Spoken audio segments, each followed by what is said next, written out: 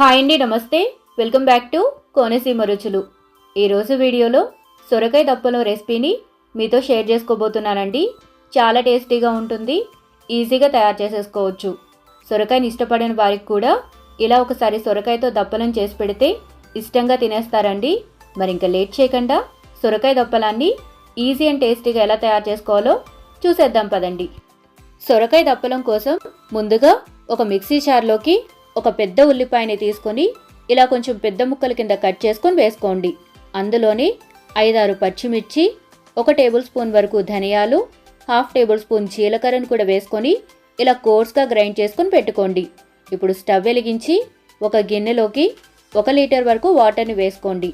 చిన్న సొరకాయ అయితే ఒకటి సరిపోతుందండి. ఒకవేళ పెద్దది తీసుకుంటే గనక అందులో సగం తీసుకొని పైన చెక్కుని తీసేసి ఇలా కొంచెం పెద్ద ముక్కల కింద కట్ చేసుకొని వేసుకోండి. అందులోని 1/2 టేబుల్ స్పూన్ వరకు పసుపు, 1/2 టేబుల్ స్పూన్ కారం, మనం ముందుగా మిక్సీ పట్టుకుని ఉంచుకున్న ఉల్లిపాయ పేస్టును కూడా వేసుకోండి. అందులోని ఒక రెబ్బ కరివేపాకు, కాడలతో సహా కొద్దిగా కొత్తిమీరను కూడా వేసుకొని మీడియం ఫ్లేమ్ మీద మధ్య మధ్యలో కలుపుకుంటూ సొరకాయ ముక్కలు ఇలా మెత్తగా ఉడికేంత వరకు దప్పలాన్ని మరిగించుకోండి. సొరకాయ ముక్కలు ఇలా మెత్తగా ఉడికాక పెద్ద నిమ్మకాయంత చింతపండు నుండి తీసిన చింతపండు రసాన్ని వేసుకోండి. అందులోని రుచికి సరిపడ ఉప్పు, 2 టేబుల్ స్పూన్ల బెల్లం తురుమును కూడా వేసుకొని మరొక 5 నిమిషాల పాటు మీడియం ఫ్లేమ్ మీద ఉడికించుకోండి. ఇప్పుడు స్టవ్ ఆఫ్ చేసేసి ఈ దప్పలాన్ని పక్కన పెట్టుకోండి. తాలింపు కోసం పాన్ పెట్టుకొని 1 టేబుల్ స్పూన్ ఆయిల్ వేసి హీట్ చేసుకోండి.